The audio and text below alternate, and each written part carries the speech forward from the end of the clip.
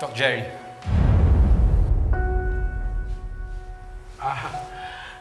Doc Lindon. Doc RJ. Long time no see, Paano nyo nalaman nandito ako?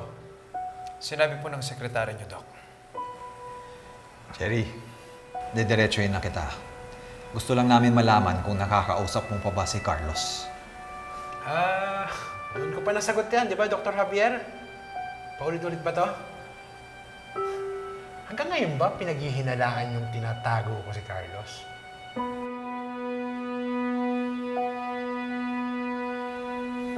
Doc, may kilala ka ba na pwedeng tumulong sa kanya? Wala eh. At kung meron man, hindi ako.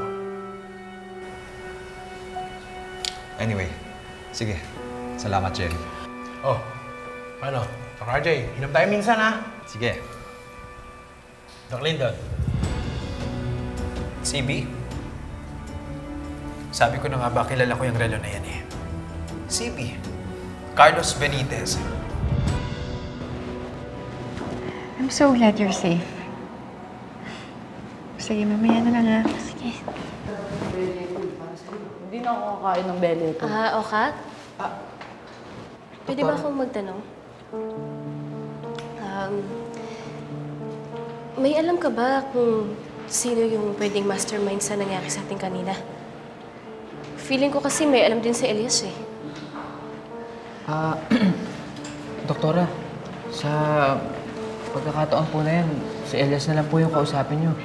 Siya po yung mas nakakaalam ng lahat eh. Yung mga nangyayari.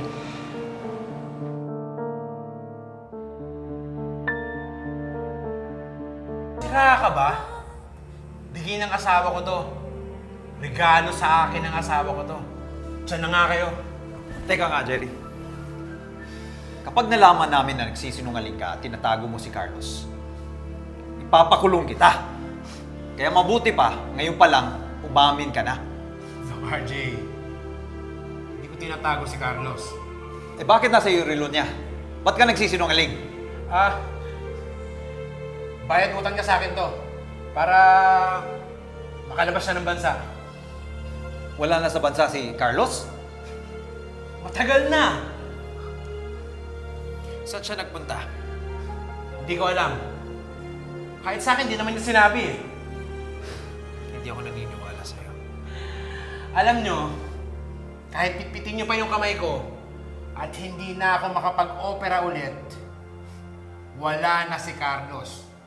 Wala na. Diyan na nga kayo.